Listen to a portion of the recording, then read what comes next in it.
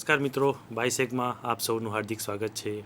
ધોરણ 10 વિજ્ઞાન પ્રકરણ પહેલું એના છઠ્ઠા ભાગમાં અને અંતિમ ભાગમાં આપ સૌનું સ્વાગત કરીએ છીએ. આ પ્રકરણ પહેલાંનો અંતિમ ભાગ છે. આપણે અગાઉ બીજા 5 ભાગ શીખ્યા છીએ અને જોયા છે. એમાં આપણે રાસાયણિક પ્રક્રિયાઓ વિશે ઘણું બધું શીખી ગયા. રાસાયણિક પ્રક્રિયાઓને સમજવા માટેના સમીકરણો પણ સમજી ગયા અને સમીકરણો સમજ્યા પછી એના રાસાયણિક પ્રક્રિયાઓ જે છે એના જુદા જુદા વિભાગો પણ જોયા. હવે આપણે ઓક્સિડેશન રિડક્શન ઉપર જવાનું છે મિત્રો. તો ઓક્સિડેશન અને રિડક્શન એટલે શું? એ પણ એક રાસાયણિક પ્રક્રિયાનો એક ભાગ છે કે રાસાયણિક પ્રક્રિયાને કમ્પ્લીટલી સમજવું. તો રાસાયણિક પ્રક્રિયા માટે ઓક્સિડેશન અને રિડક્શન એ પ્રક્રિયાના બે રૂપ ગણાય છે, મૂળ રૂપ જેને આપણે કહીએ છીએ. જે પ્રક્રિયામાં ઓક્સિજન ઉમેરાતો હોય, સૌથી પહેલાં આપણે સરળ યાદ રાખવાનો પ્રયત્ન કરીશું કે જે પ્રક્રિયામાં ઓક્સિજન ઉમેરાય તેને આપણે ઓક્સિડેશન પ્રક્રિયા કહીએ છીએ. તો જે પ્રક્રિયામાં ઓક્સિજન ઉમેરાશે તો એમાંથી હાઇડ્રોજન દૂર પણ થતો હશે.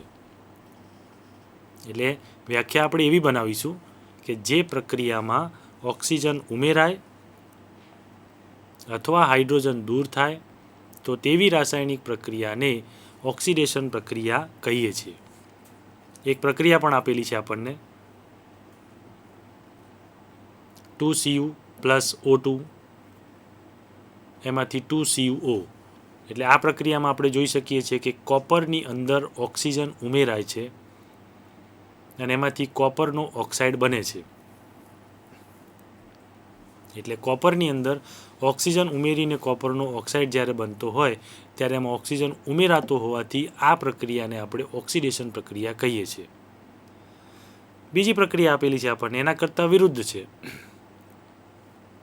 જે પ્રક્રિયામાં હાઇડ્રોજન ઉમેરાતો હોય અથવા ઓક્સિજન દૂર થતો હોય તો આવી પ્રક્રિયાને આપણે રિડક્શન પ્રક્રિયા કહીએ છીએ. તો એ રિડક્શન પ્રક્રિયા માટે પણ આપણે નીચે મુજબ લખી શકીએ છીએ કે CuO + H2 અને એમાંથી Cu + H2O. મિત્રો તમે અહીંયા જોઈ શકો છો કે આ પ્રક્રિયામાં એટલે કે CuOની અંદર H2ને આપણે ઉમેરીએ છીએ અને H2ને જ્યારે એની અંદર ઉમેરીએ છીએ ત્યારે CuOમાંથી O દૂર થાય છે અને Cu એટલે કે કોપર એની સાથે એકલું વધે છે.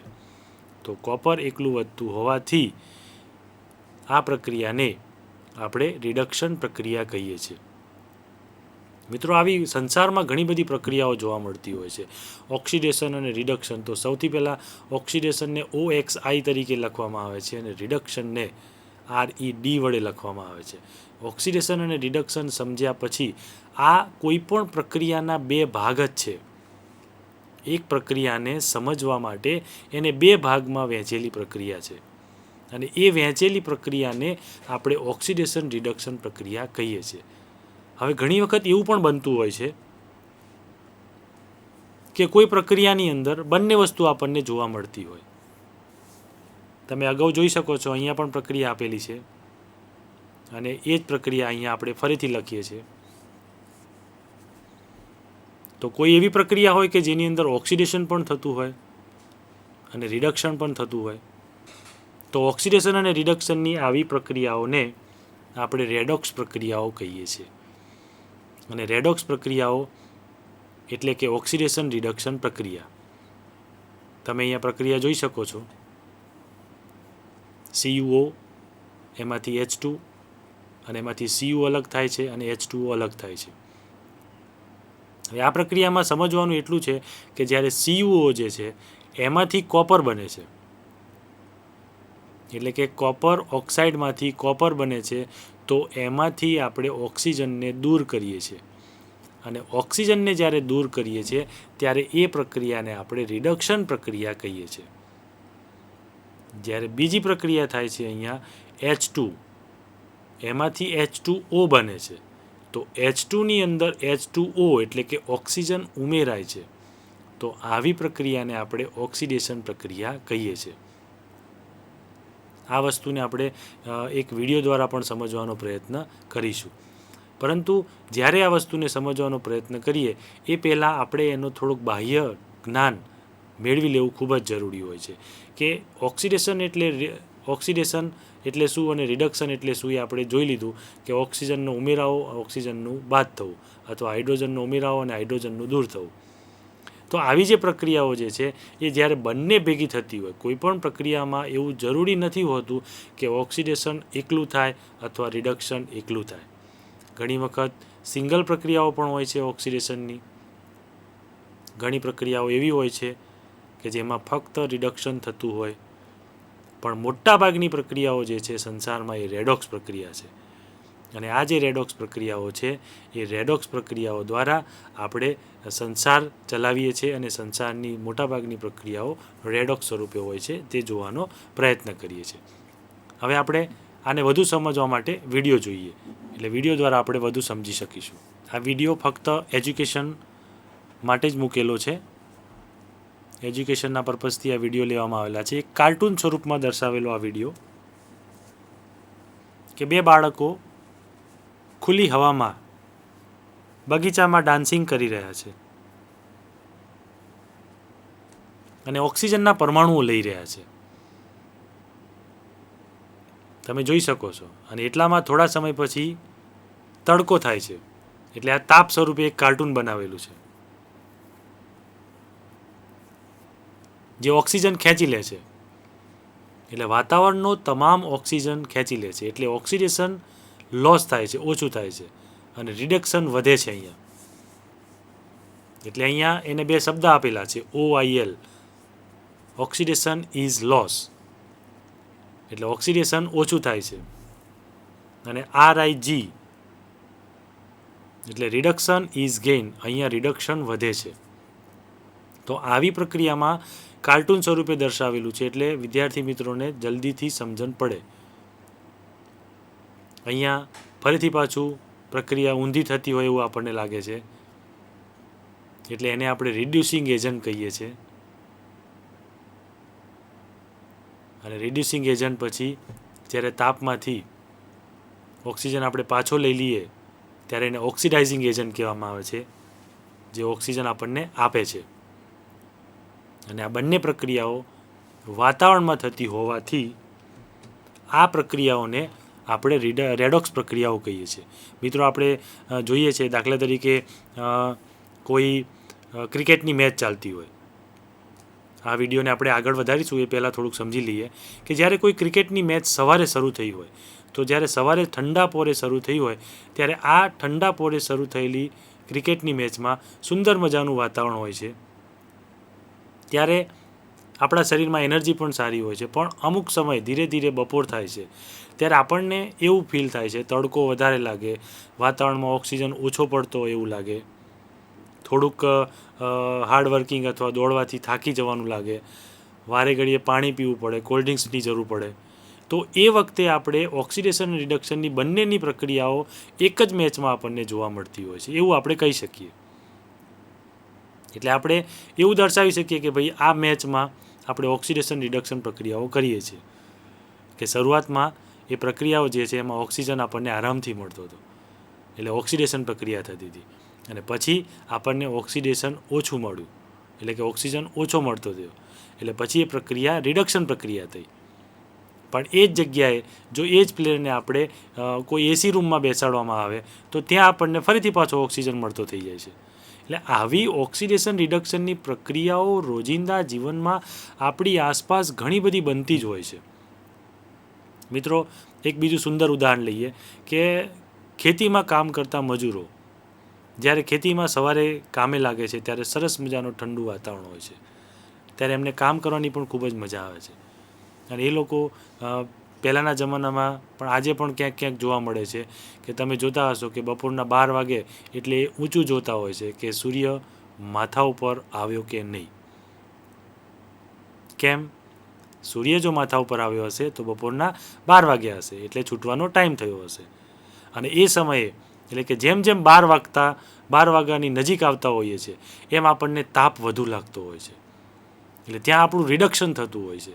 શરૂઆતમાં ઓક્સિડેશન થયું અને પછી આપણું રિડક્શન થતું હોય છે. એટલે આપણું શરીર પણ ઓક્સિડેશન અને રિડક્શન બંને પ્રક્રિયાઓ અનુભવતું હોય છે. અને આવી પ્રક્રિયાઓ આપણે અગાઉ પણ જોઈ ગયા છીએ. રોજિંદા જીવનમાં આ પ્રક્રિયાઓ બનતી હોય છે જેને આપણે કંઈક જુદું નામ આપતા હોઈએ છીએ, પણ વાસ્તવમાં એને જો આપણી કેમેસ્ટ્રીની દ્રષ્ટિએ જો જોઈએ તો એ આપણી શું છે, ઓક્સિડેશન અને રિડક્શન પ્રક્રિયાઓ જ છે.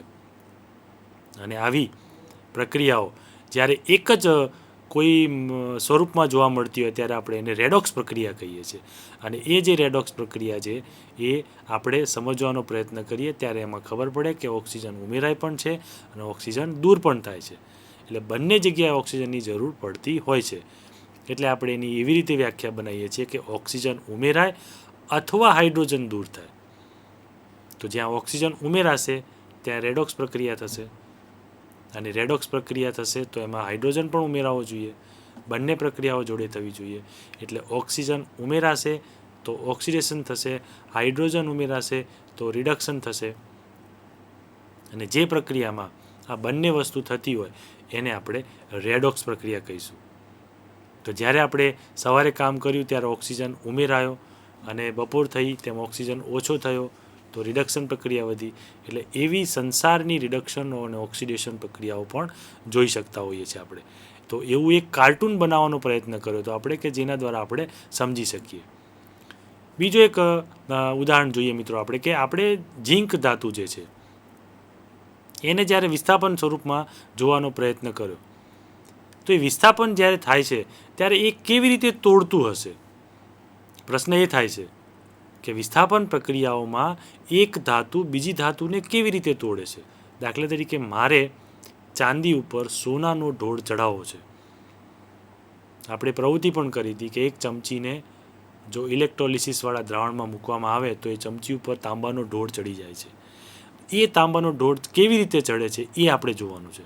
તો એ ઢોળ ચડવા માટે વિસ્થાપન પ્રક્રિયા થાય છે. એટલે કે એક ધાતુ બીજી ધાતુનું કેવી રીતે વિસ્થાપન કરે છે. હવે આ ધાતુનું વિસ્થાપન કરવા માટે આપણે અગાઉ પણ જોયું કે સક્રિયતા શ્રેણી જવાબદાર છે. તો આપણે ફક્ત એક જ વસ્તુ ધ્યાનમાં રાખવાની છે કે જે ધાતુ સક્રિય વધુ હશે એ જ વિસ્થાપન કરી શકશે. તો આપણે એના માટે એક નાનકડો એવો વિડીયો જોઈશું કે એ વિડીયો આપણે આગળ જોવાનો પ્રયત્ન કરીએ. અહીંયા આપણે આ વિડીયોને આગળ જવાનો પ્રયત્ન કરીએ છીએ. અહીંયા 2 ઉદાહરણ આપેલા છે, એર અને ઝીંકનું.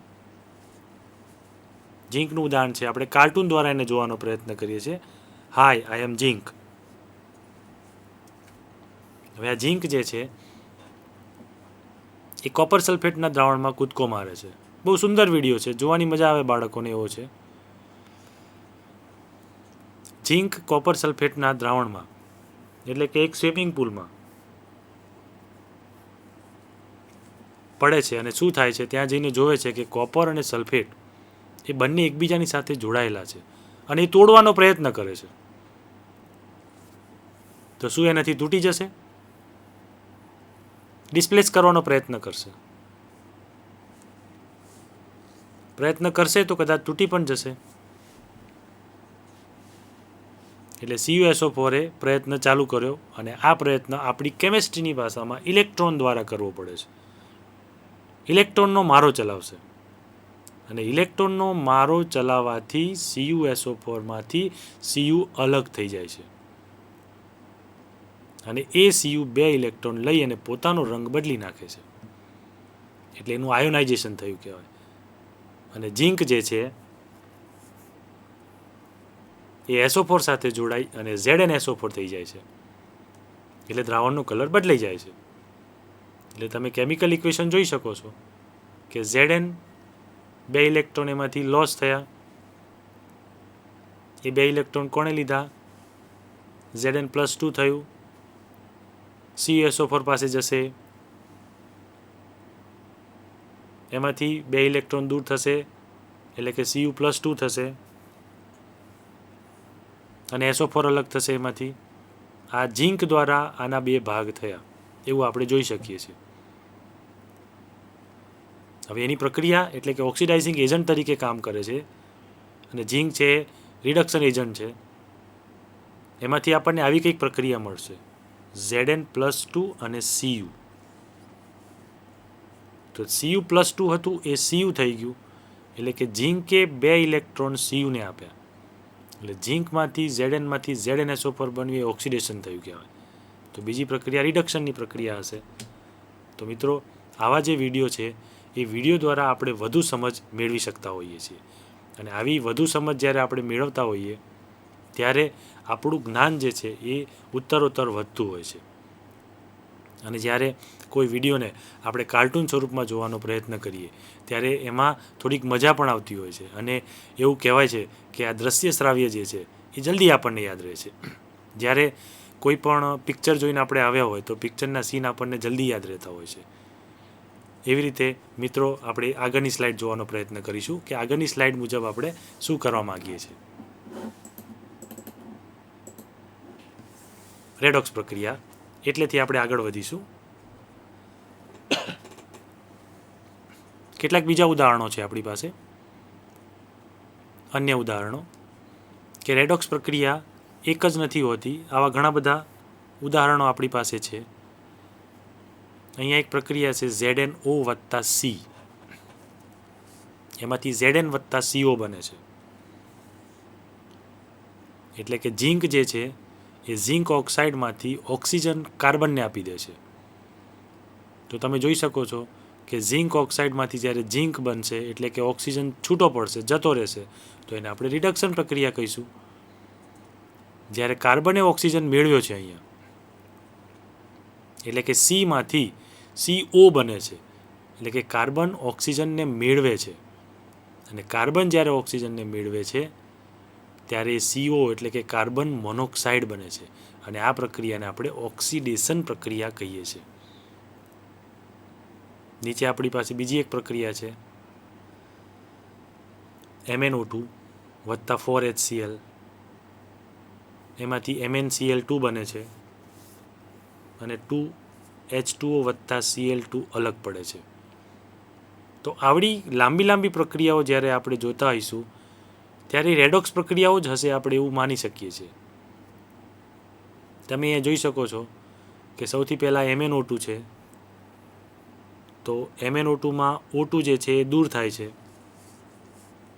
અને એ દૂર થવાની જે પ્રક્રિયા છે એમાંથી આપણને MnO2માંથી O2 દૂર થઈને MnCl2 બને છે. આ MnCl2 બનતો હોવાથી એટલે કે એમાંથી ઓક્સિજન દૂર થતો હોવાથી આ પ્રક્રિયાને આપણે રિડક્શન પ્રક્રિયા કહીએ છીએ. બીજી પ્રક્રિયા છે આપણી પાસે HCl.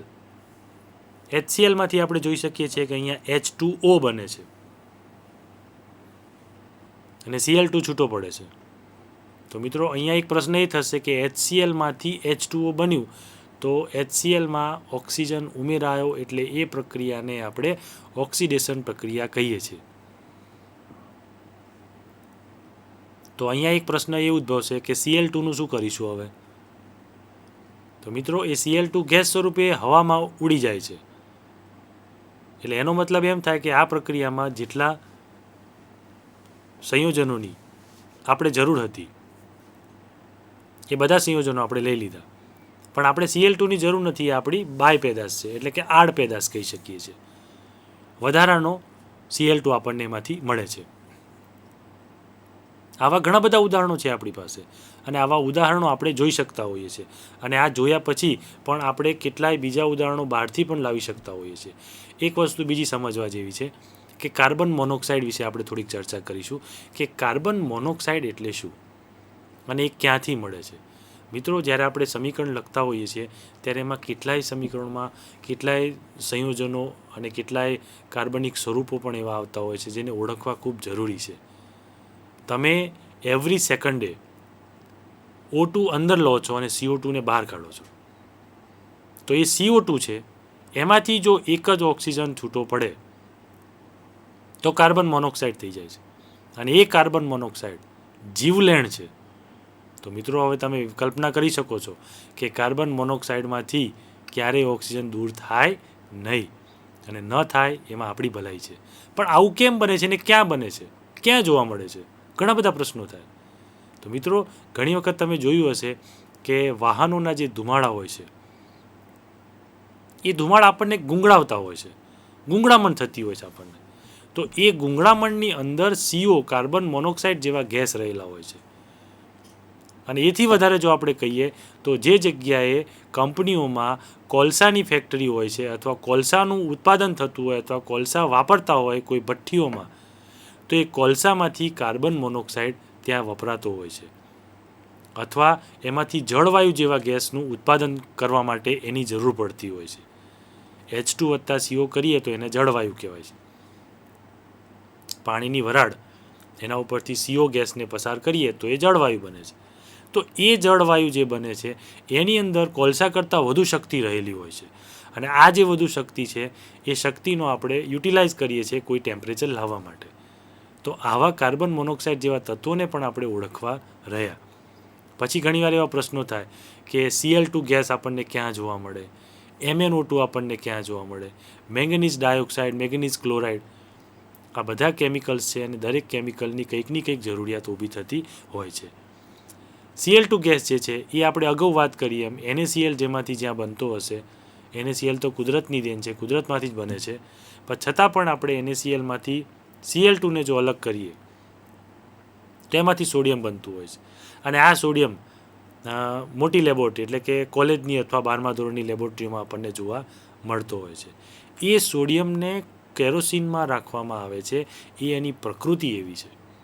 તો આ વસ્તુ પણ આપણી ધ્યાનમાં હોવું જોઈએ કે આપણે પેપર ઉપર NaCl લખીએ છીએ તો એ NaClની પ્રકૃતિ કેવી છે.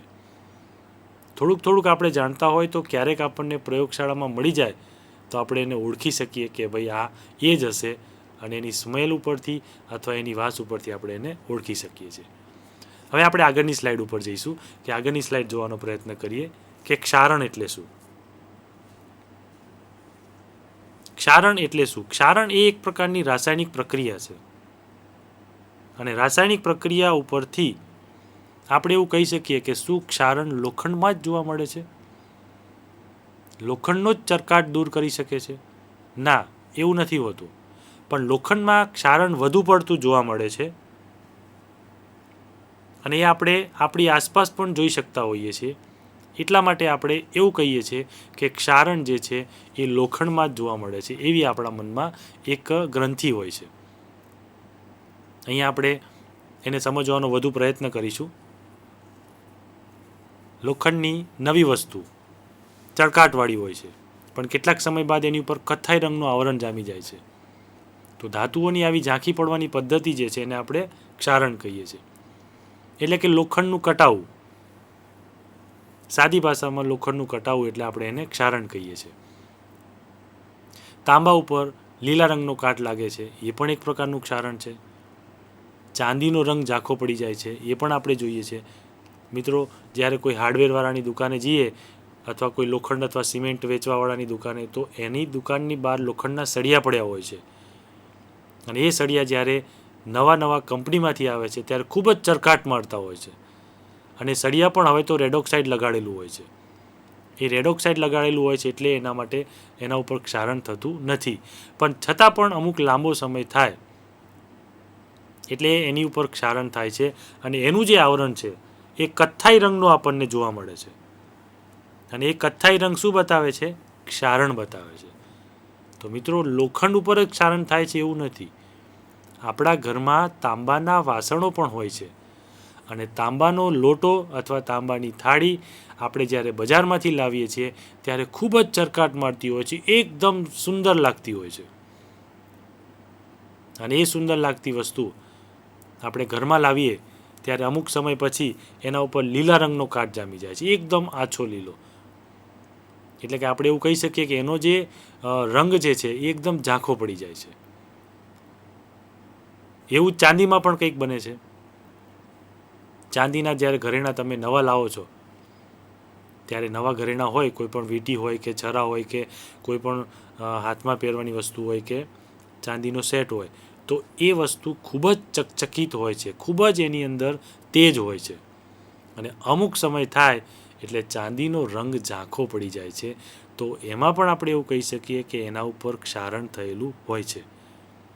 તો મિત્રો, આ સિવાય બીજી કેટલીક વસ્તુઓ આપણે સમજવાનો પ્રયત્ન કરીએ કે ચાંદી સિવાય બીજે ક્યાંય પણ શું ક્ષારણ થઈ શકતું હશે? હા મિત્રો, તમે એલ્યુમિનિયમમાં પણ જોઈ શકો છો.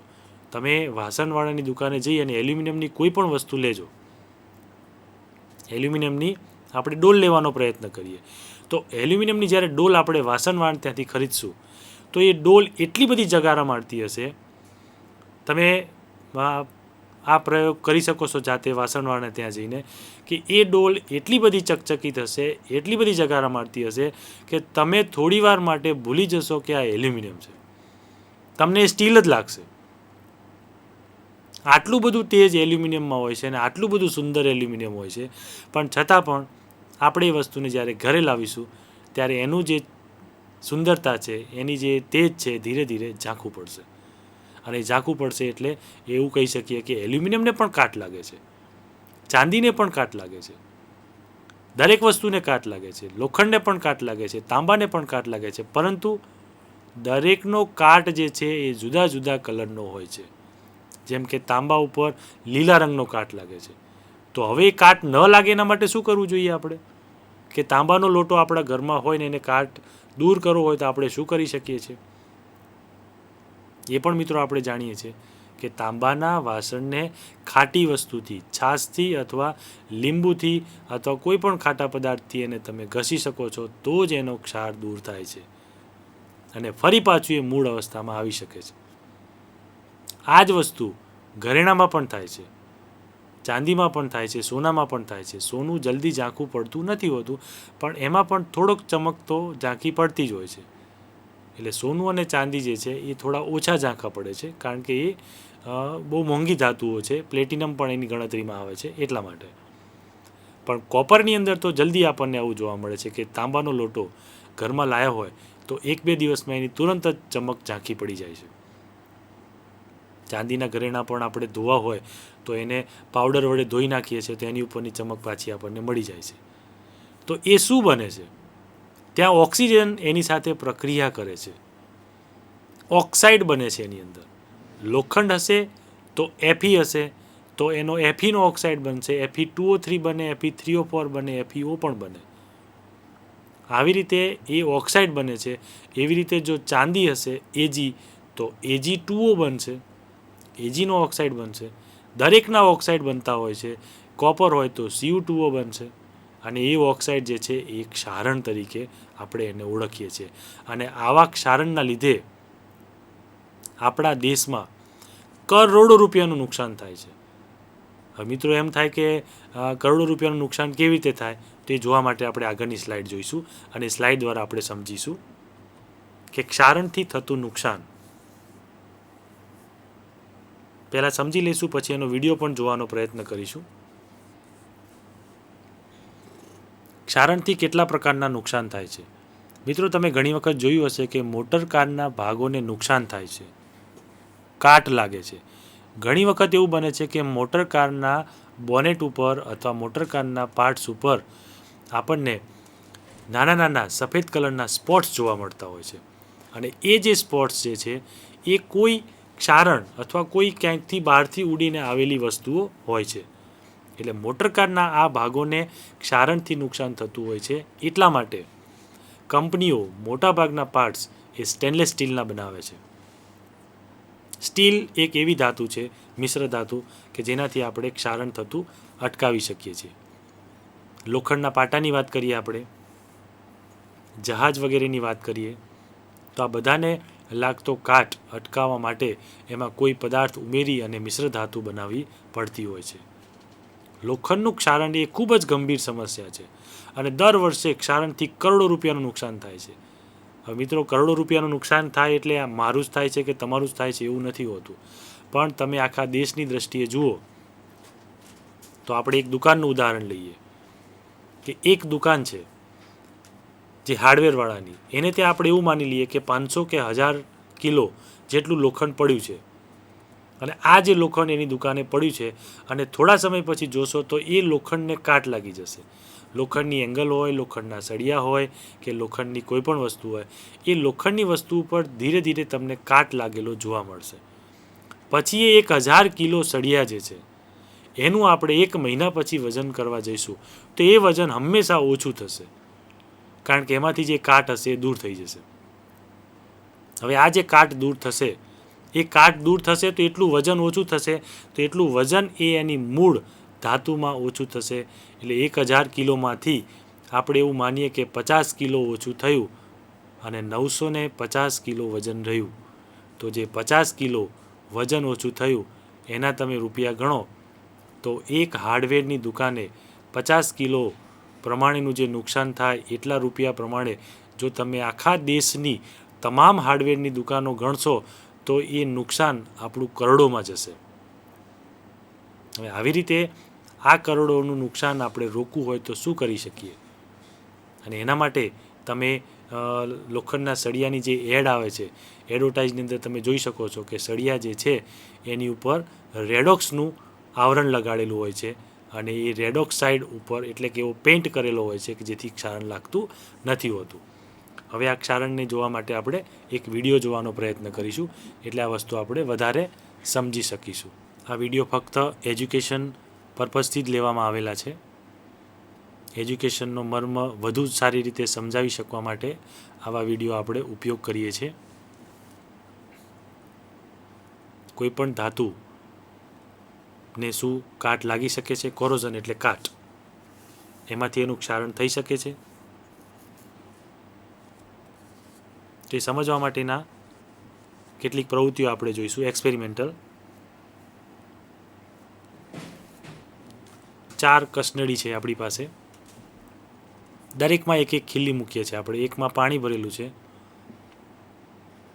એકમાં પાણી વત્તા NaCl મીઠું, મીઠાનું દ્રાવણ છે, આપણે હલાઈને મીઠાનું દ્રાવણ બનાવીએ છીએ. ત્રીજી કસનળી છે આપણે,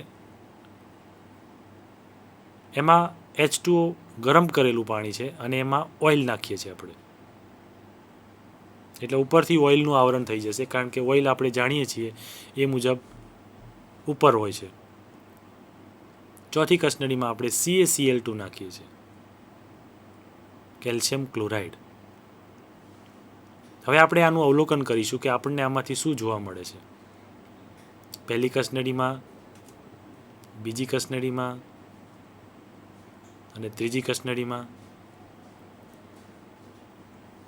મોઇશ્ચર દરેકમાં જોવા મળે છે આપણને. ચોથી કસનળીમાં પણ આપણને કંઈક જોવા મળે છે. હવે આપણે અહીંયા અનુમાન એ કરવાનું છે કે આમાંથી 4માંથી કાટ શેમાં લાગશે અને શેમાં નહીં લાગે. તો પહેલી 2 વસ્તુ જે છે એમાં કાટ લાગશે કારણ કે એમાં પાણી અને NaCl છે. મીઠાને પણ કાટ લાગે છે મિત્રો. જ્યારે નીચેની 2 જે છે એમાં કાટ લાગતો નથી. હવે આપણે એવું કેમ નક્કી કરી શકીએ છીએ? તો એ એના ઇલેક્ટ્રોનને આધારે આપણે નક્કી કરી શકીએ છીએ. ઓઇલ જે છે એ ઓઇલ એક એવું આવરણ બનાવે છે જે ઓક્સિડેશન રિએક્શન પ્રક્રિયા તમે જુઓ તો તમને પ્રક્રિયા દ્વારા સમજાવી શકાય છે. Fe+3O2 XH2O 2Fe3O Fe2O3 hydrated ion oxidation પ્રક્રિયા છે. રસ્ટિંગ, અને રસ્ટિંગને સમજવા માટે આપણે આવા ઉદાહરણો જોતા હોઈએ છીએ. તો સૌથી પહેલું પેઇન્ટિંગ. તમે અહીંયા જોઈ શકો છો મિત્રો કે વાહનોને પેઇન્ટિંગ કરવાથી આપણે રસ્ટ પ્રિવેન્શન કરી શકીએ છીએ, એટલે કે ક્ષારણ રોકી શકીએ છીએ. સાયકલને કલર કરવો પડે, ગાડીને કલર કરેલી ગાડીઓ આપણને બજારમાં મળે છે, એટલે એના ઉપર પેઇન્ટ કરેલો હોય તો બહારથી સીધું મોઇશ્ચરનું આવરણ એના ઉપર લાગતું નથી હોતું. એનાથી આગળ જવાનો પ્રયત્ન કરીએ. બીજો ઉપાય છે આપણી પાસે editing oil and grease. Oil and grease આપણે ક્યાં એડિટ કરીએ છીએ? તો સાયકલની ચેનમાં. સાયકલ હોય, બાઇક હોય કે કોઈ પણ વાહનની ચેનની અંદર આપણે કલર કરી શકતા નથી હોતા. તો જે જગ્યાએ આપણે કલર કરી શકતા નથી એ જગ્યાએ આપણે ઓઇલ અને ગ્રીસનો ઉપયોગ કરવાનો હોય છે. અને આ ઓઇલ અને ગ્રીસનો જ્યાં આપણે ઉપયોગ કરીશું ત્યાં લુબ્રિકેન્ટ તરીકે એ કાટ લાગવા દેશે નહીં. એવું આપણે અગાઉ પણ કસનળીવાળા પ્રયોગમાં જોયું. એના પછીનું આગળનું જોઈએ આપણે. ઓઇલ સિવાય બીજા પણ કેટલાક સાધનો આપણી પાસે હોય છે.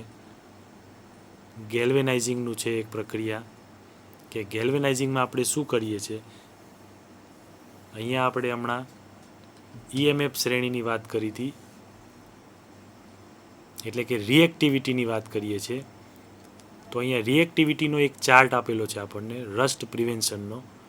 એ ચાર્ટ તમે જોઈ શકો છો કે મેગ્નેશિયમ, એલ્યુમિનિયમ, ઝીંક, આયર્ન, ટીન, લેડ અને કોપર. આમાં કોપર સૌથી છેલ્લે છે મિત્રો, અને એટલા માટે જ આપણે દરેક પ્રક્રિયાઓમાં કોપરનું વિસ્થાપન કર્યું, કારણ કે કોપરનું વિસ્થાપન દરેક ધાતુ કરી શકે છે. એ સૌથી ઓછી સક્રિય ધાતુ છે. પણ અહીંયા આપણે આયર્નની વાત કરવા જઈ રહ્યા છીએ. તો જો મારે આયર્નનું એટલે કે લોખંડનું ક્ષારણ અટકાવવું હોય તો લોખંડ ઉપર મારે કઈ ધાતુનું પડ ચડાવવું પડશે?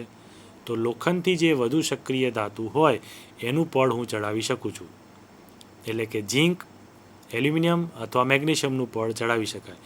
એમાંથી ઝીંક જે છે એ આપણને તરત જ અવેલેબલ હોય છે, એટલે આપણે ઝીંકનું પડ ચડાવી શકીએ છીએ એમાંથી. અને ઝીંકનું પડ ચડાવવાની આ પ્રક્રિયા છે એને ગેલ્વેનાઇઝિંગ પ્રક્રિયા કહેવામાં આવે છે. આયરન ઉપર ઝીંકનું પડ ચડાવવું એ પ્રક્રિયાને આપણે ગેલ્વેનાઇઝિંગ પ્રક્રિયા કહીએ છીએ. અને આવી પ્રક્રિયા આપણને ક્યાં જોવા મળે છે? સ્ટીમરોમાં ઓક્સિડાઇઝિંગ એજન્ટ તરીકે Zn+O2. અને આ ગેલ્વેનાઇઝિંગ પ્રક્રિયા જે છે એ પ્રક્રિયા આપણે જોઈ શકીએ છીએ. વહાણોમાં ઝીંકની પ્લેટ લગાવેલી હોય છે, લોખંડ ઉપર ઝીંકનું આવરણ હોય છે, અને ઝીંકના આવરણથી કાટ લાગતો અટકી જાય છે. અને એ કાટ લાગતો અટકવા માટે આપણે આવી પ્રક્રિયાઓ કરી શકતા હોઈએ છીએ. તો મિત્રો, આ જે વસ્તુ છે કે કાટ એટલે કે ક્ષારણ, એ ક્ષારણને સમજવા માટે આપણે એક દરિયાઈ વસ્તુ સુધી વધારે જવું પડતું હોય છે. કારણ કે એક વસ્તુ આપણા મગજમાં હોય છે કે ક્ષારણ જે છે એ ક્યાંથી થતું હોય છે? પાણીથી. હવામાં જે મોઇશ્ચર રહેલા હોય છે એ મોઇશ્ચર દ્વારા જ આપણને આવો કાટ લાગતો હોય છે. એટલે જ તો સળિયા જ્યારે ખુલ્લી હવામાં પડી રહેતા હોય છે અને ખુલ્લી હવામાં રહેતા સળિયાની અંદર આપણને આવો કાટ જોવા મળતો હોય છે. તો આવો કાટ જ્યારે આપણને ખુલ્લી હવામાં જોવા મળતો હોય અને એ મોઇશ્ચર એ જો સળિયાને નુકસાન કરી શકતું હોય તો તમે વિચાર કરો મિત્રો કે એક સ્ટીમર જે 24 કલાક પાણીમાં રહેતી હોય છે તો એને કેટલું નુકસાન, એને કેટલું મોઇશ્ચર થતું હશે? તો મિત્રો, આવી રીતે આવી ગેલ્વેનાઇઝિંગ જેવી પદ્ધતિઓ દ્વારા આપણે લોખંડ ઉપર ઝીંકનું પડ ચડાવીએ છીએ. અને લોખંડ ઉપર ઝીંકનું પડ ચડાવવાથી ગેલ્વેનાઇઝ થઈ જાય છે, અને આવું GI કહેવામાં આવે છે, એને ગેલ્વેનાઇઝ્ડ આયર્ન. અને એ આયર્નનો આપણે ઉપયોગ કરીએ છીએ. અને એ આયર્નનો ઉપયોગ જ્યારે સ્ટીમરમાં કરવામાં આવે છે ત્યારે સ્ટીમરને કાટ લાગતો નથી, અને એ કાટની સામે એને રક્ષણ મળે છે અને લાંબો સમય સુધી એ ટકી શકે છે. મિત્રો, અમુક લાંબા સમય પછી કાટ તો ફરીથી એને લાગવાનો જ હોય છે. તો આવી કેટલીય પ્રવૃત્તિઓ આપણે આપણી આસપાસ જોઈ શકતા હોઈએ છીએ. હવે થોડીક સ્લાઇડની વાત કરીએ આપણે, વધુ આગળ જઈએ સ્લાઇડમાં, કે ક્ષારણથી થતા નુકસાનની અંદર મોટરકાર, લોખંડ, દર વર્ષે ક્ષારણથી મોટું નુકસાન પણ થતું હોય છે. પણ એમાં લોખંડના પાટા, એમાં આપણે શું કરી શકીએ? લોખંડના પાટામાં આપણે નથી કલર કરી શકતા કે નથી એની અંદર બીજો કોઈ વસ્તુ ઉપયોગ કરી શકતા. તો ક્ષારણથી થતા નુકસાનને સમજવા માટે ખોરા થવાનો આપણે મુદ્દો જોવો પડે છે. પણ એ શીખતા પહેલાં આપણે લોખંડના પાટા વિશે થોડીક ચિંતા કરી લઈએ કે લોખંડના પાટાને તમે ક્યારેય કાટ લાગતા જોયો નથી, અથવા લાગતો હોય તો બહુ ઓછો કાટ લાગતો હોય છે. તો આવું કેમ બને છે? આવું જ્યારે બનતું હોય છે મિત્રો, ત્યારે આપણે એવું કહી શકીએ કે લોખંડ જે છે એ ખૂબ જ સોલિડ સ્વરૂપમાં હશે, અથવા એ સોલિડ સ્વરૂપમાં જે લોખંડ હશે એ લોખંડની અંદર કોઈ પદાર્થ મિક્સ કરેલો હશે કે જેથી કાટ લાગે નહીં. છતાં પણ તમે લોખંડના પાટામાં તમે જોઈ શકતા હો છો મિત્રો કે નીચેના ભાગમાં કાટ લાગવાની કેટલીક પ્રક્રિયાઓ બનતી હોય છે. તો મિત્રો, આના માટે એક વસ્તુ સમજવી પડે છે, અને જે છે મિશ્ર ધાતુ. તો આપણે થોડીક મિશ્ર ધાતુની ચર્ચા કરીશું. તો મિત્રો, મિશ્ર ધાતુ એટલે શું? મિશ્ર ધાતુ એ એક એવી વસ્તુ છે કે જ્યારે કોઈ પદાર્થમાં કાટ લાગતો અટકાવવા માટે એ પદાર્થની અંદર જ્યારે બીજો પદાર્થ ઉમેરવામાં આવે ત્યારે એ મિશ્ર બની જાય છે. દાખલા તરીકે સ્ટેનલેસ સ્ટીલ. તો સ્ટેનલેસ સ્ટીલમાં એવો કયો પદાર્થ ઉમેરવામાં આવે છે કે જેથી સ્ટીલને કાટ લાગતો નથી? તો મિત્રો સ્ટેનલેસ સ્ટીલ જે છે એ સ્ટેનલેસ સ્ટીલ એ લોખંડનું જ બને છે, અને લોખંડનું બનતું આ સ્ટેનલેસ સ્ટીલ એની અંદર બીજા કેટલાક પદાર્થો ઉમેરવામાં આવે છે. આને આપણે થોડુંક વિસ્તારથી સમજવાનો પ્રયત્ન કરીશું. મિત્રો એક ઉદાહરણ તમને મારે આપવું છે કે એક લોખંડનો સ્લેબ લઈએ આપણે, લોખંડનો ટુકડો 2 સેન્ટીમીટર લાંબો, એના ઉપર જો આપણે પાણીનું એક ટીપું મૂકીએ તો એ ટીપાનું થોડી વાર પછી શું થશે? એ ટીપું પાણીનું એ લોખંડના સ્લેબની અંદર જતું રહેશે. એ આપણે જાણીએ છીએ. કેમ જતું રહેશે? અથવા એ પાણીથી એ લોખંડને કાટ લાગશે, એટલું આપણે જાણીએ છીએ. તો એ પાણીનું જે ટીપું છે, એટલે કે લોખંડને કાટ જ્યારે જ્યારે પણ લાગે છે ત્યારે પ્રક્રિયા શું થાય છે? તો પ્રક્રિયાનો મતલબ એવો થાય કે લોખંડના જે પરમાણુ હોય છે Feના, એ પરમાણુની વચ્ચે કાટ ઘૂસી જાય છે. અને એ કાટ કેવી રીતે લાગે છે? તો એનો મતલબ એમ થયો કે લોખંડના પરમાણુની વચ્ચે જગ્યા હોય છે. હવે મિત્રો પ્રશ્ન એ થાય કે કેટલી જગ્યા હોય છે અને શું આ જગ્યા દૂર કરી શકાય? મિત્રો આપણે પરમાણુ વિશે ભણ્યા છીએ કે પરમાણુ જે છે હંમેશા કેવો હોય છે? ગોળ હોય છે. તો દરેક પદાર્થના પરમાણુઓ ગોળ જ હોય છે, દરેક તત્વ પણ ગોળ જ હોય છે. તો ગોળ પદાર્થ જે છે એ ગોળ પદાર્થ જે છે એ ગોળ પદાર્થની વચ્ચે એક સ્વરૂપ રહેલું હોય છે, અને એ વચ્ચે જે જગ્યા હોય છે અવકાશ, એ અવકાશ દ્વારા આપણે એવું કહી શકતા હોઈએ છીએ કે એ જગ્યામાં જો કોઈ બીજો પદાર્થ આપણે એવો ભરી દઈએ કે જે પદાર્થ જે છે એ પદાર્થ આપણને ક્ષારણ થતું અટકાવી શકે. તો મિત્રો આપણે અહીંયા એવું કહી શકીએ કે લોખંડના પરમાણુ વચ્ચે જગ્યા હશે, અને એ જે જગ્યા હશે એ જગ્યાની અંદર તમે જો કોઈ એવા પદાર્થ ભરીશો, એવા પદાર્થ એટલે કે કોઈ નાના પરમાણુઓ ભરી દઈએ તો ક્ષારણ થતું અટકી જાય છે. બરાબર? તો હવે આપણે કયા પદાર્થ ભરી શકીશું એની અંદર? એ પણ એક બહુ મોટો પ્રશ્ન છે. હવે એની અંદર આપણે એનું અવલોકન કરવું પડતું હોય છે, અને અવલોકન કરીએ ત્યારે આપણે એક વસ્તુનું ધ્યાન રાખવું પડે છે કે લોખંડના જે પરમાણુ છે એ લોખંડના પરમાણુની જે સાઇઝ છે એના કરતાં ઓછી સાઇઝના પરમાણુ, જે પરમાણુઓ છે એ ઓછી સાઇઝના પરમાણુ એની વચ્ચે જગ્યામાં ફિટ થાય એવા પરમાણુઓ હોવા જોઈએ. અને એવા પરમાણુઓ જો એની અંદર આપણે ગોઠવી શકીએ તો આપણે ક્ષારણ થતું અટકાવી શકીએ છીએ. અને આવી પદ્ધતિ એ મિશ્ર ધાતુ પદ્ધતિ કહેવામાં આવે છે. તો આપણા વૈજ્ઞાનિકોએ મિત્રો શોધી કાઢ્યું, અને શોધી કાઢ્યું એટલે એવી વસ્તુ શોધી કે લોખંડના પરમાણુ વચ્ચે આ સાઇઝના પરમાણુ આપણે ગોઠવવા પડશે, અને એ સાઇઝના પરમાણુ આપણે ગોઠવીએ તો ક્ષારણ થતું અટકાવી શકાય. તો એ પણ શોધી કાઢ્યું કે કઈ સાઇઝનો પરમાણુ લોખંડની વચ્ચે ગોઠવાઈ શકે, અને એ છે નિકલ અને ક્રોમિયમ. અને આ નિકલ અને ક્રોમિયમ જેવી ધાતુ જે છે એના પરમાણુ ખૂબ જ નાના હોય છે, અને જે લોખંડની અંદર એના પરમાણુની વચ્ચે ગોઠવાઈ જાય છે. તો મિત્રો આ એવું એક ઉદાહરણ છે કે લોખંડને આપણે ગરમ કરીએ, એની સાથે નિકલ અને ક્રોમિયમને પણ ગરમ કરીએ, અને નિકલ અને ક્રોમિયમને ગરમ કરતાં એ બંનેને લોખંડની અંદર મિક્સ કરવાનો પ્રયત્ન કરીએ તો લોખંડના પરમાણુની વચ્ચે જ્યાં જ્યાં જગ્યા હશે ત્યાં કોપર અથવા ક્રોમિયમ અથવા નિકલ જેવા પરમાણુ એની વચ્ચે ગોઠવાઈ જશે. અને આ જે પરમાણુ એની વચ્ચે ગોઠવાઈ જાય છે ને એમાંથી સ્ટેનલેસ સ્ટીલની રચના થાય છે. પણ એમાં બીજું એક તત્વ મુખ્ય ભાગ ભજવે છે, અને જે છે કાર્બન. આ કાર્બનના પ્રમાણ ઉપરથી તમે ક્ષારણ કેટલું થશે એ પણ નક્કી કરી શકો છો. કારણ કે મિત્રો તમે એ પણ જોયું હશે કે ઘણી વખત કોઈ સ્ટીલની વસ્તુ હોય એને પણ કાટ લાગી જાય છે. તમારા ઘરમાં ઘણા વાસણ એવા હશે મિત્રો, તમે જોયા હશે કે જે વાસણ દાખલા તરીકે કોઈ સ્ટીલનો ડબ્બો હોય અથવા સ્ટીલની થાળી હોય તો એ તિરાડ પડી જતી હોય છે અથવા ફાટી જતા હોય છે. તો આવું કેમ બને છે?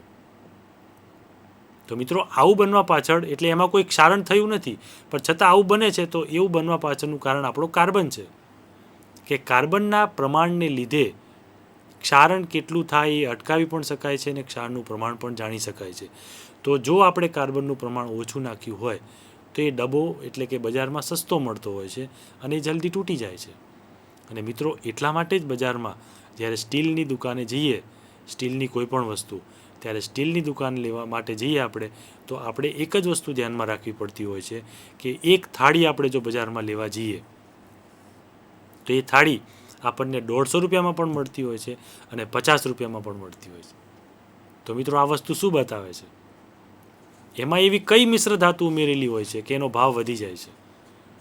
તો મિત્રો એની અંદર નિકલ, ક્રોમિયમ જેવી મોંઘી ધાતુઓ ઉમેરવામાં આવે છે, કાર્બન જેવી મોંઘી ધાતુ એમાં ઉમેરવામાં આવે છે, અને આવી બધી ધાતુઓ જ્યારે એમાં ઉમેરીએ ત્યારે એ મિશ્ર ધાતુ બને છે.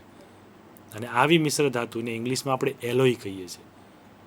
તો મિત્રો આ એલોય જે છે એ સ્ટેનલેસ સ્ટીલમાં જ બને છે એવું નથી હોતું. એવી બીજી પણ ઘણી બધી ધાતુઓ હોય છે કે જે મિશ્ર ધાતુ તરીકે ડ્યુરાલિયમ જેવી છે, પછી આપણી પાસે કોપર અને ઝીંક પણ મિક્સ કરવામાં આવે છે, એલ્યુમિનિયમ પણ મિશ્ર ધાતુ તરીકે વપરાય છે. આવી બધી વસ્તુઓ બનતી હોય છે અને એમાંથી એક મિશ્ર ધાતુનું આપણે સુંદર ઉદાહરણ લઈએ કે જ્યાં ક્ષારણ બિલકુલ થતું નથી. દાખલા તરીકે કોમ્પ્યુટરના પાર્ટ્સ. મિત્રો તમે જાણી શકો છો કે કોમ્પ્યુટર દિવસે દિવસે નાનું થતું જાય છે. લેપટોપમાંથી આપણે પામ ટોપ સુધી પહોંચી ગયા છીએ. તો એના નાના નાના પાર્ટ જે હોય છે એનું ક્યારેય તમે મધરબોર્ડ ખોલીને જોજો. મધરબોર્ડની અંદર તમને નાના નાના કેટલાય પ્રકારના સોલ્ડરિંગ દેખાશે. તો પહેલો પ્રશ્ન એ થશે કે આ સોલ્ડરિંગ કઈ ધાતુના છે? શું એ લોખંડના છે? જો લોખંડના હોય તો એને કાટ લાગશે. શું એ સ્ટીલના છે? તો સ્ટીલના હોય તો જો નબળી સ્ટીલ હશે તો એને પણ થોડો કાટ લાગી જશે. ત્યારે મિત્રો એ પ્રશ્ન થશે કે આ જે બધી મિશ્ર ધાતુઓ જે છે એ મિશ્ર ધાતુઓ દ્વારા આવા સોલ્ડરિંગ કરાયેલા છે. મિશ્ર ધાતુ આપણી પાસે ઘણા પ્રકારની હોય છે, બ્રોન્ઝ છે, ડ્યુરાલિયમ છે. તો આવી મિશ્ર ધાતુઓનો ઉપયોગ દ્વારા આપણે આવું કંઈક કરી શકીએ છીએ અને આવા પાર્ટ જે છે એ બનાવી શકીએ છીએ. અને એને કદીએ કાટ લાગતો નથી હોતો અને કાટથી આપણે રક્ષણ મેળવી શકીએ છીએ. એટલે કે ક્ષારણથી થતું બહુ મોટું નુકસાન જો કોઈ અટકાવ્યું હોય તો એ કોણ છે? મિશ્ર ધાતુ છે. અને મિશ્ર ધાતુને આપણે સમજવી જ પડશે. લેડ અને ટીન ભેગું કરી શકાય છે, ગમે તે બે પદાર્થો ભેગા કરી શકાય છે. ફક્ત એટલું જ ધ્યાન રાખવું પડે છે કે કોઈ પણ પદાર્થના પરમાણુ એની વચ્ચે કેટલી જગ્યા છે એ ધ્યાનમાં રાખીને વૈજ્ઞાનિકો મિશ્ર ધાતુ બનાવતા હોય છે. અને આપણી આસપાસ આવી ઘણી બધી મિશ્ર ધાતુઓ છે.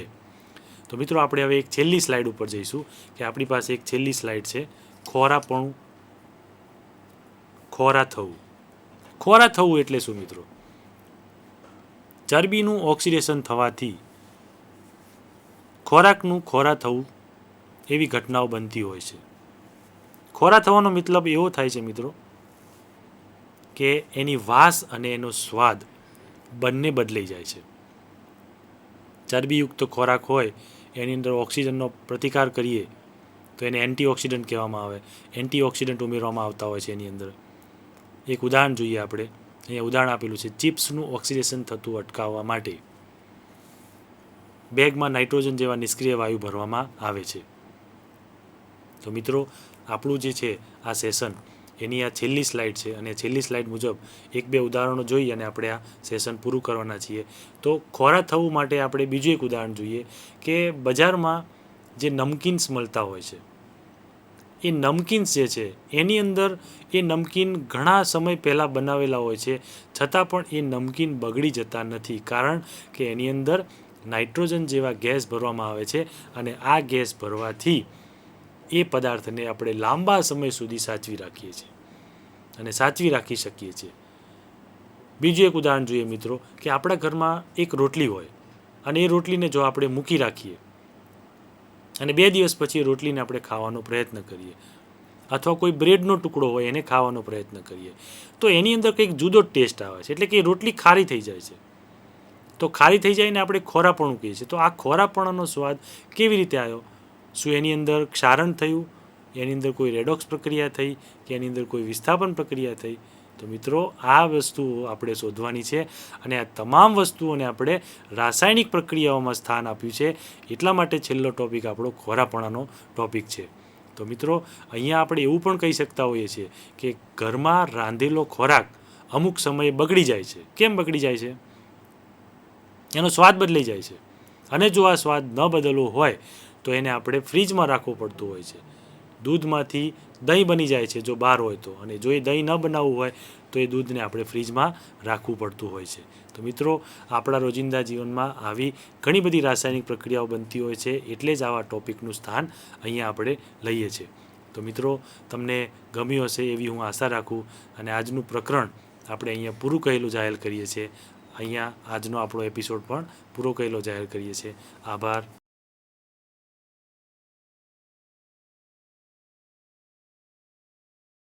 એકવીસમી સદી આપણને કારકિર્દીની અનંત તક આપે છે. જે વિદ્યાર્થીઓ 10મા ધોરણ પછી શું કરવું, કઈ કારકિર્દી પસંદ કરવી એવી મૂંઝવણમાં હોય, તેઓ પોતાના રુચિની ક્ષમતાના આધારે ઘણા બધા ક્ષેત્રમાં કારકિર્દી બનાવી શકે છે. આવું એક ક્ષેત્ર છે કૃષિ. ચાલો જાણીએ આ ક્ષેત્ર વિશે અને આ ક્ષેત્રમાં કારકિર્દીની વિવિધ તક વિશે. કૃષિ એ ભારતીય અર્થતંત્રમાં સૌથી મહત્વપૂર્ણ ક્ષેત્ર છે. એટલે જ આજના સાયન્સ અને ટેકનોલોજીના યુગમાં કૃષિ તરફના આધુનિક અભિગમને અપનાવવો જરૂરી છે. સતત સંશોધન અને નવીનતાઓએ આ ક્ષેત્રે અસંખ્ય કારકિર્દીની તક ખોલી છે, જેમ કે બાગાયત, પુષ્પ વિકાસ, ફિશરી, ફોરેસ્ટ્રી, કૃષિ બાયોટેકનોલોજી, પશુપાલન વગેરે. 10મા ધોરણ પછી કૃષિમાં અભ્યાસ કરવા કૃષિમાં ડિપ્લોમા અથવા ઉચ્ચતર માધ્યમિક પ્રમાણપત્ર કોર્સ ઉપલબ્ધ છે. ડિપ્લોમા પૂર્ણ કર્યા પછી ઓર્ગેનિક ફાર્મિંગ, ડેરી ફાર્મિંગ, મરઘા ઉછેર, ફૂલની ખેતી વગેરે જેવા કૃષિ આધારિત ક્ષેત્રોમાં નાના પાયે વ્યવસાય શરૂ કરવા માટે ઘણી તક છે. અને આટલી જ તક રહેલી છે પ્રોસેસ્ડ એગ્રો પ્રોડક્ટ્સ એટલે કે પ્રક્રિયા કરેલ ખેત પેદાશોના વેચાણ અને માર્કેટિંગમાં. કૃષિ ક્ષેત્રના ઊંડાણથી અભ્યાસમાં રુચિ ધરાવતા વિદ્યાર્થીઓ માટે 12મા ધોરણ પછી ઉચ્ચ શિક્ષણ માટેની ઘણી તક હોય છે. કૃષિ સંશોધનમાં તક શોધવા માટે તેમજ કૃષિ આધારિત ઉદ્યોગોમાં રોજગાર મેળવવા માટે સાયન્સ અથવા કૃષિ પ્રવાહમાં 11મું અને 12મું પૂર્ણ કર્યા પછી વિદ્યાર્થીઓએ બાગાયત, ફિશરી, ફોરેસ્ટ્રી અને બીજ ટેકનોલોજી જેવા વિષયો સાથે બીએસસી કરી શકે છે. યાદ રાખજો કે બીએસસી કૃષિ માટે ગણિત એ ફરજિયાત વિષય છે અને તેના માટે વિદ્યાર્થીઓને તૈયાર રહેવું. ગુજરાતમાં 4 કૃષિ યુનિવર્સિટીઓ છે. વિજ્ઞાન અથવા કૃષિ પ્રવાહમાં 12મું પૂર્ણ કર્યા બાદ વિદ્યાર્થીઓ બીઈ અથવા બીટેક કોર્સને પસંદ કરીને કૃષિ એન્જિનિયરિંગ પણ કરી શકે છે.